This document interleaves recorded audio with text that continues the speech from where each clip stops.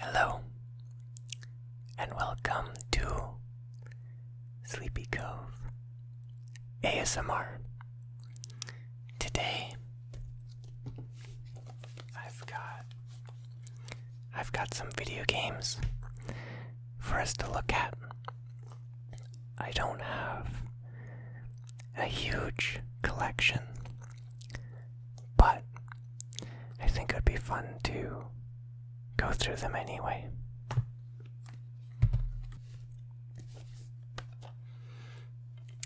So,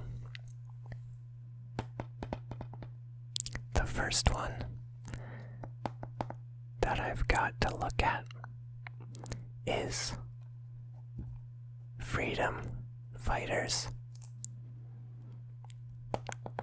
for the original Xbox. I got this one at a used video game store a while ago, back when the original Xbox was still the only one. And up here it says,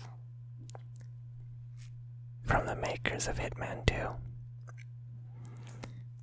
I remember when I first got it was around the time I was first getting into the Hitman games as well. And I really liked this one. What I liked about it the most is that it had really good multiplayer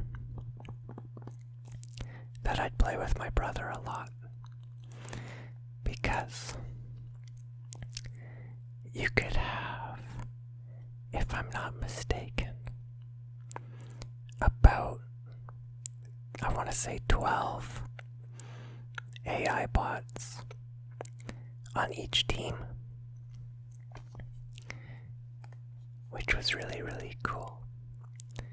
We always liked games that let us use AI bots, because for the longest time we didn't play anything online, and so we'd play it in split screen mode, and having extra characters to fight against was always really nice.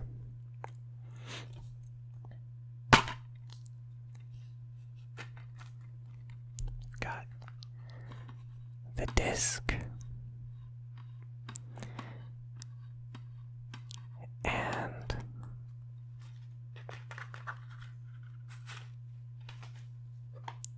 we've got the book, which I understand that it's a bit of a waste of paper, and that also most games are digital these days, but I still really liked having a book when those were still a thing. I'd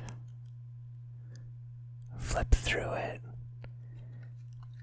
all the time, even if I'd read it all already. And I liked, let's see if we can get this.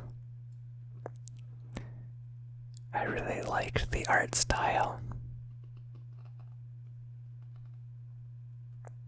in this book. Same with on the cover.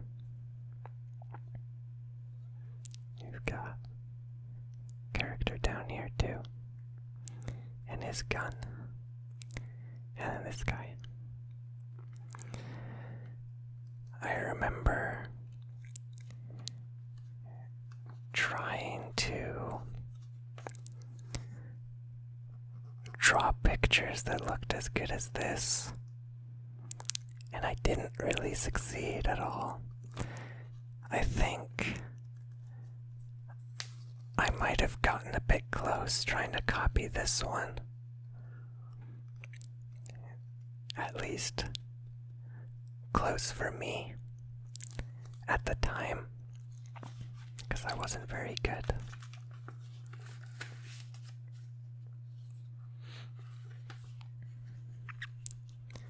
If I was to look back at my drawings back in the day, I'm sure that they're all very bad.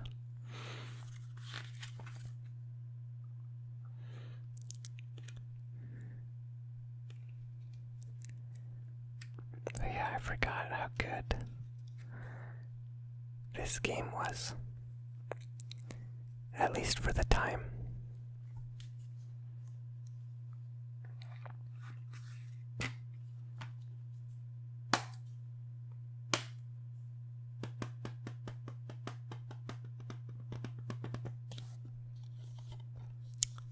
So that one's Freedom Fighters.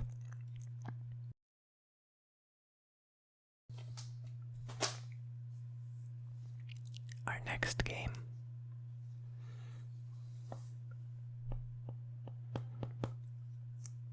is one of my favorites.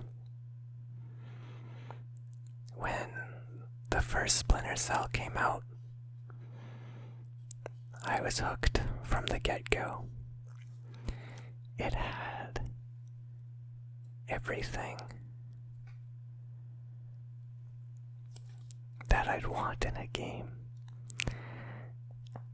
because I always liked, and I still do, like being able to do action moves of sorts. And so being able to climb down walls, or grab guys, or roll, or even the split jump, all of those were mind-blowing at the time and exactly what I wanted. And then Chaos Theory came out, and it blew away the other two games in the franchise, which are also really good games, but nowhere close to being as good as this one. Me and my brother actually played through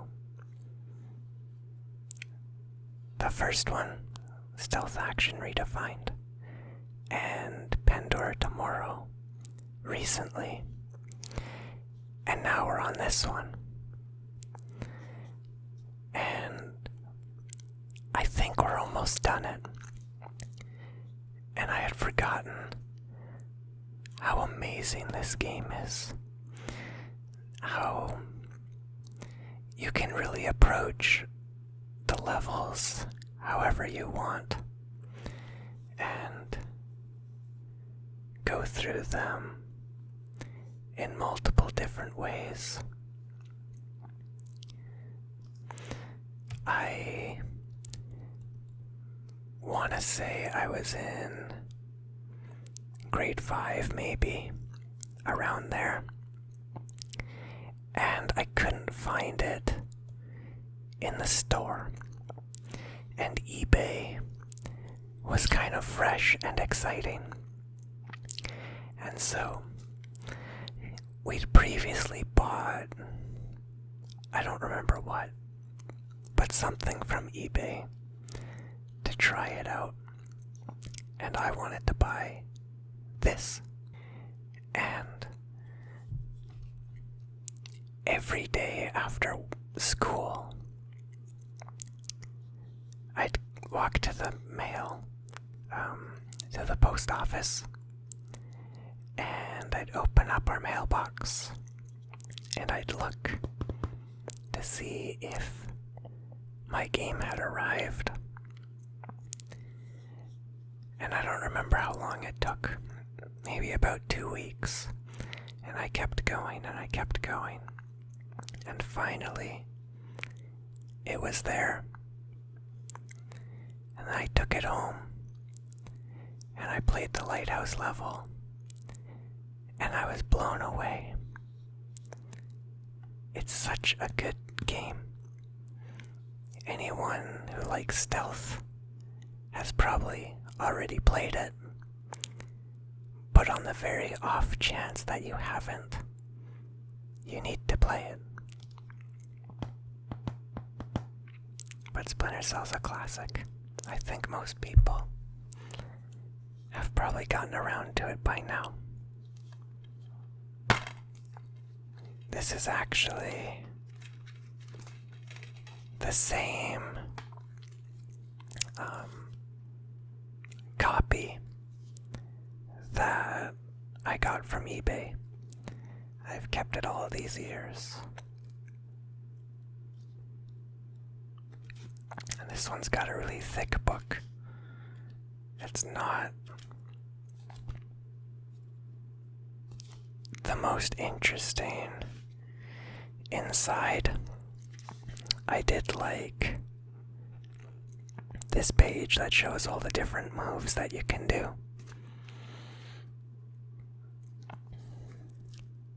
To go through it and see if maybe there's some tricks that I wasn't aware of.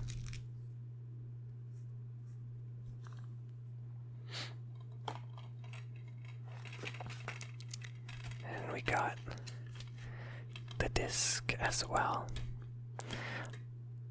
All of these games, well, not all of them, but so far, these are from the same era. I tried drawing the front, and I tried drawing this. I think the Shadow Fisher picture was okay, but also probably not great.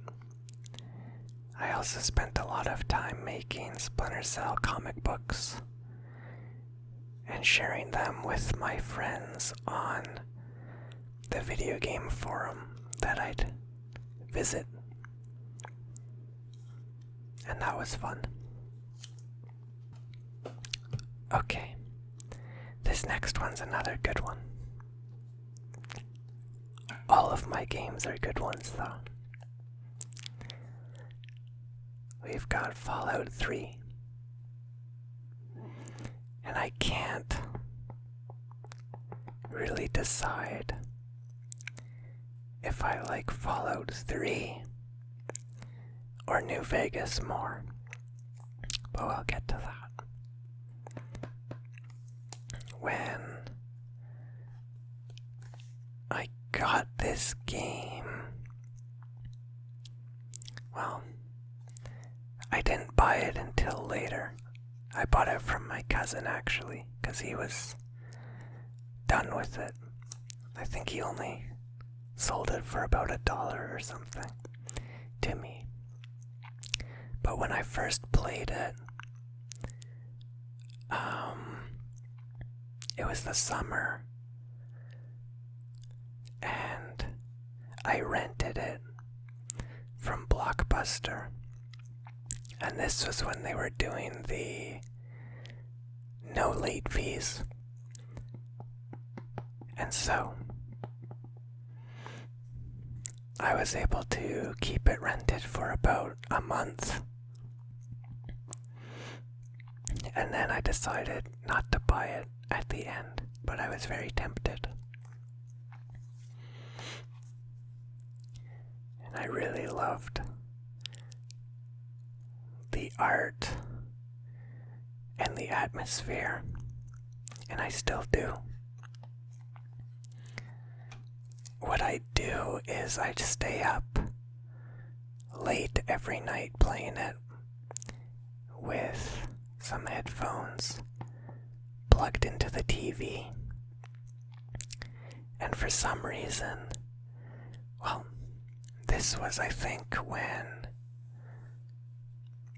the Jimmy Fallon show and the Conan O'Brien show were just starting, as far as I know at least. And there was a lot of talk about them on Giant Bomb at the time. And a lot of people preferred Conan O'Brien. And so for some reason, while playing this game, a lot of the time I'd switch the channel and then I'd watch some Jimmy Fallon. And then I'd switch back and I'd play some more. Which was fun. I don't know how much I like late night talk shows anymore. I guess they're probably still alright. I don't know if they ever were alright, to be honest. But it was fun. And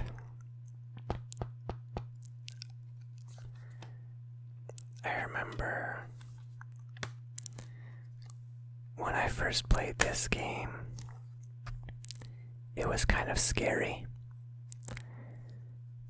Not too scary, but I'd play with all the lights out, and the raiders with their sacks of meat would kind of spook me a little.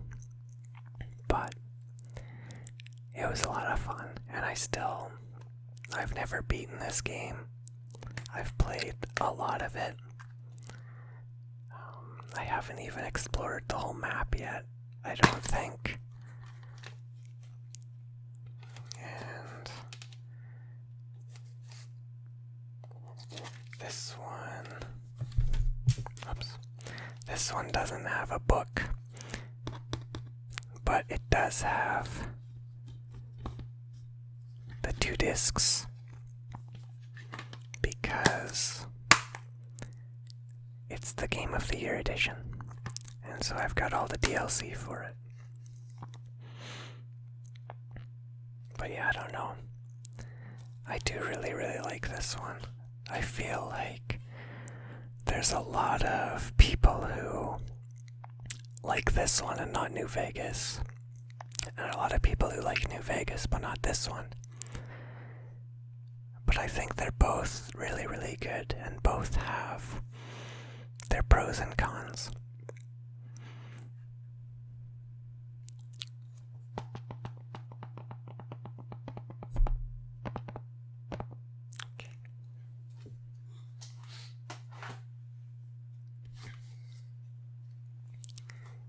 And it looks like what we've got next is Fallout 4. These aren't in any particular order, by the way. I just took my games and I split them up, and so I'm not entirely sure what next game, or what the next game is gonna be all the time. But yeah, this one's Fallout 4, and this one kind of disappoints me. I think there's a lot of good stuff in it. A lot of the combat handles better. It's a gorgeous looking game. Character customization is good. But the voiced protagonist kind of irked me. Not necessarily because having a voiced protagonist is bad, but because in a game like Fallout, that I want to be more of an RPG, where I can choose what kind of character I am. The voiced protagonist made me feel shoehorned into the type of character that the creators of this game wanted me to be, which I wasn't a fan of. I do still really like this. I think it's a pretty fun one, and it's the reason I bought an Xbox One. I don't often buy games as soon as they come out, but I'm pretty sure I got this one within the first week or so, fairly soon after it came out, and I've put a lot of hours into it, but I definitely like the other two Fallout games that I've played a lot better, and I haven't played the original Fallout games yet. I'd like to, but yeah, so it's okay. I'm still glad I bought it and that I played it, but is what it is. I'm hoping that the next Elder Scrolls takes things back a notch. I feel like Bethesda is a very good company, but sometimes they make games like this, and I don't know, they're kind of losing a lot of what I like about them, I suppose, when it comes to RPGs. They're kind of changing things in a direction that I don't quite like. Anyway. So, this wasn't the next game in my stack, but it was the next game. And I figured, since we're talking about Fallout games, I might as well make this one the next. This one I played when I had a PlayStation 3. I moved across the country and I don't think I brought my PlayStation 3 to start. But eventually I got it brought out to me with some of my other stuff. And so I decided to buy this game for it. And I'd stay up late and I'd play it. And I really, really loved the skies in it and the soundtrack. And it's weird because I feel like when I first started playing it, I was a bit put off by the differences between it and Fallout 3. Because it's more cowboy-like, and the music's all old country music, and I think I found that a bit off-putting at first. But then I grew to really, really, really, really like it. And then I had to rebuy it because I sold my PlayStation 3 along with all the games when I was moving back here. And so I got Fallout New Vegas again, and I've been playing it more recently. Still haven't beaten this one. I haven't beaten the fourth one either, or the third one, like I said. These RPG games, I'm generally not super interested in the stories. I like doing the side quests, and I like exploring and stealing stuff and selling stuff, and that's mostly where my interests lie in these games, and not so much in the main quest.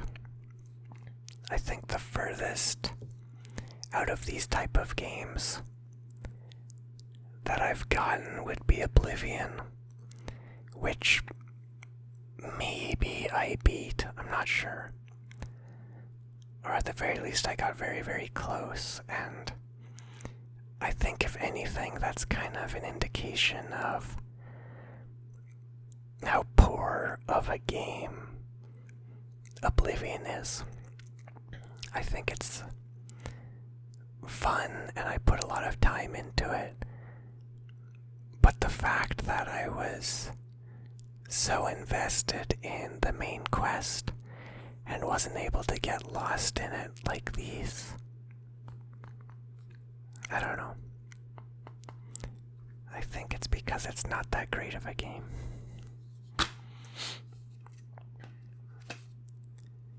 This one has a book as well, which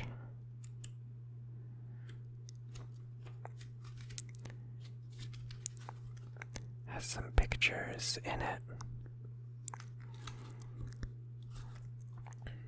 Not the most interesting book, but I appreciate it all the same.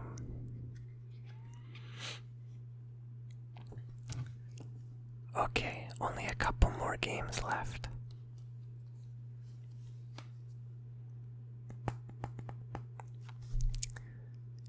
Noire. For a while, when I first played this, I considered it my favorite game.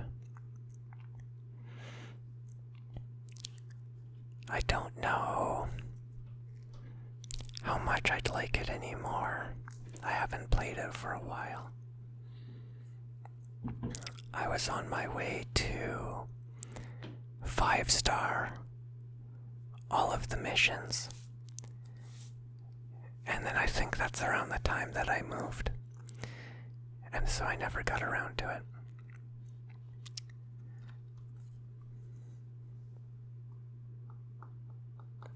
This game has become a bit of a meme, which I think is fair because Cole Phillips is a crazy, crazy man. And he gets so mad for no reason a lot of the time. But what I liked about this game is the world was really well done and really beautiful. And you don't often see big games set during this time period. I feel like a lot of the times you get, fantasy games, and you get cowboy games, Red Dead, not a ton of other cowboy games right now, unfortunately, but you get fantasy, cowboys sometimes, and like modern day stuff. But not a lot of stuff that takes place in like the 40s or the 50s or the 60s or the 70s, which I think you could make some really cool games set in those time periods. But it's a bit untapped, I'd say.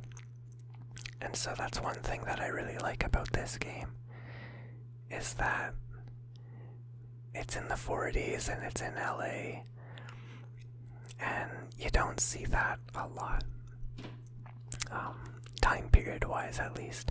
And you don't see a lot of detective games either, where you get to play as a detective and try and solve crimes. And I feel they did a really, really good job with the detective work in some areas, and they could have gotten a lot better in other areas. And it has been a long time since I've played this, and so my recollection may be a bit off. But one thing that I found really impressive is that on my first playthrough of it, it felt very much like I was guided to do what the game wanted me to. And so, I don't know if I have a good example, but basically it's like how the mission unfolded seemed like how it was meant to unfold. And so I'd come away from it a bit like, oh, that's just what it wanted me to do, and it forced me to play it that way, and it's not a very impressive experience.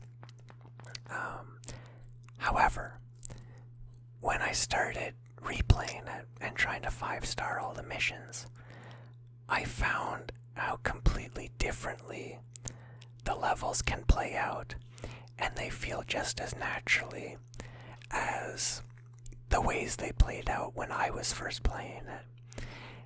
And that made me appreciate it a lot more. Whereas at first, like I said, it felt very forced. But that's one thing that I really liked about it. And that you could unlock different costumes and stuff. I always like unlocking costumes. And I'm a bit disappointed that games are going the loot box route instead of just letting you unlock a costume or a weapon or whatever by doing something in the game.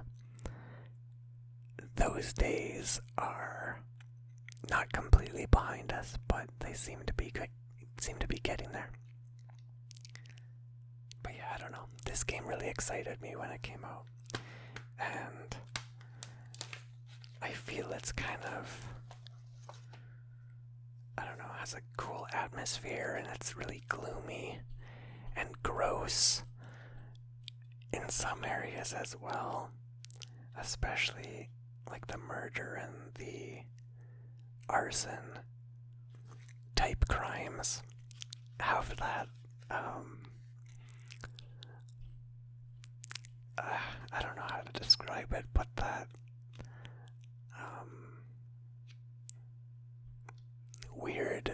weird sicko committing these crimes kind of thing, and I kind of like that. But yeah, I don't know. This was a really cool game, and I think I should replay it at some point. Okay, and the last game we've got to look at today is one that I've actually only bought and played through very, very recently. Not that I didn't want to play through it much sooner. We've got Donkey Kong Tropical Freeze here, and we didn't have anything to play it on. I think it's just on the Wii U and the Switch, right? And we didn't have either. But then my brother bought the Wii U, and so we got, he bought Donkey Kong Country Returns, and then I bought Tropical Freeze, and then we played through both of them for the first time. I'd played through Returns a lot after work when it first came out. I'd go to the video game store and I'd play it for a little bit because they had a little kiosk set up. But I never beat it, and we never played through the whole thing. And so we did that, and then we did Tropical Freeze. And this game I really, really like. Returns is a good game, but we both agreed that it's probably the worst of the Donkey Kong Country series, at least as far as the Super Nintendo games go, and then these new ones. I haven't played any of the Game Boy games or whatever else, but this one, I don't know, they did so much right with it, from bringing David Wise back to do the soundtrack, to having multiple monkeys you can play as, and the co-op is really good in it, whereas in Returns, it felt too hard to play co-op, I felt. But in this one, there were maybe a couple levels where it was tricky, but most of them did really well to have Donkey Kong and Diddy Kong playing side by side. And the new music that David Wise made for this game is so beautiful. And he does no wrong. And what I also liked is that the worlds felt more like worlds in this one. Whereas Donkey Kong Country Returns, I can't even really remember most of it. It just kind of felt like Jungle World or something like that through like the whole game. Whereas this one, there's like a world where there's like windmills and like little swinging bridges and stuff, and like fruits everywhere and stuff like that. And like a beach kind of level with like typhoons and stuff. I don't know. They got really creative in it, and I really want another one from Retro Games because I feel like they fixed a lot of the things they had wrong in the first game, and there's still maybe a couple more things that I'd want to fix in it. But all in all, I don't know, one of the best Donkey Kong Country games, and it's really hard to rate them because they're all so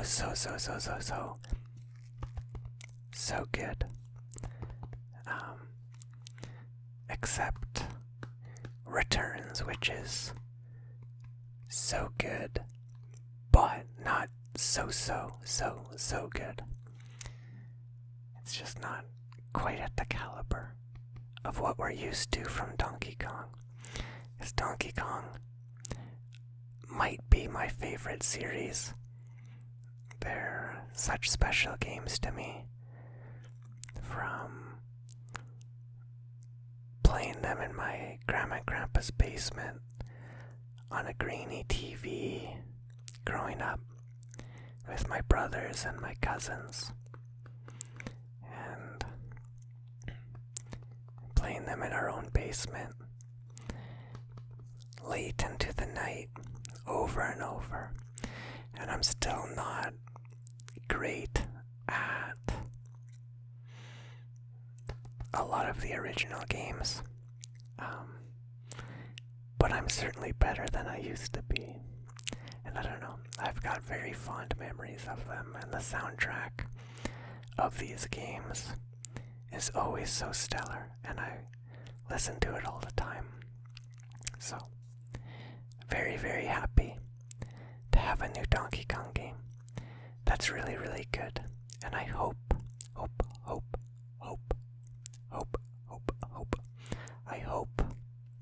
that we get a new Donkey Kong sometime very soon, because they're so good.